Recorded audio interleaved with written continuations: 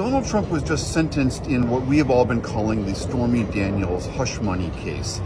And he was given what is called an unconditional discharge of his sentence, which means he will face no jail time, there will be no fines or penalties assessed against him.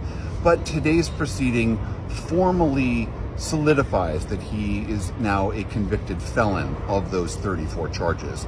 And the judge here who issued this sentence, Juan Merchan, went to great lengths to say that if Donald Trump had been a normal citizen, a regular defendant in his courtroom, that he would have faced much more serious penalties.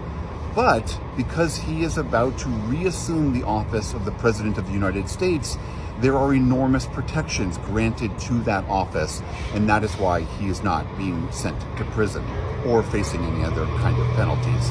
And the judge kept saying, in many ways, this case ran like a normal case. Witnesses were called, jury selection was made, witness testimony was heard, closing arguments were made. But in other ways, this was a truly extraordinary case because of the defendant sitting at that table. And so Donald Trump, who was granted, he was not present in court today. The judge had allowed him to come in via video link. So he came in into the courtroom, sitting next to one of his lawyers from Mar-a-Lago in Florida. And Trump today was able to address the judge directly and the court.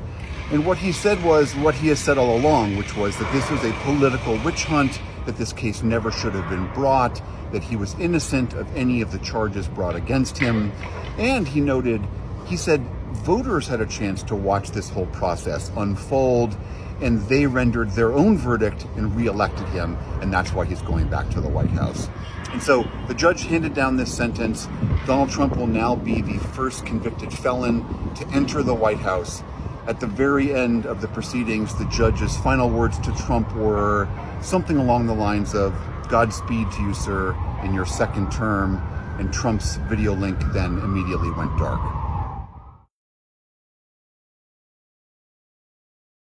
Leaving aside this specific sentence, leaving all of the sort of particularities of what happened today, the big picture is that we have somebody who is coming into office who is a convicted felon, where a jury has found him guilty of 34 felonies. He has now been sentenced.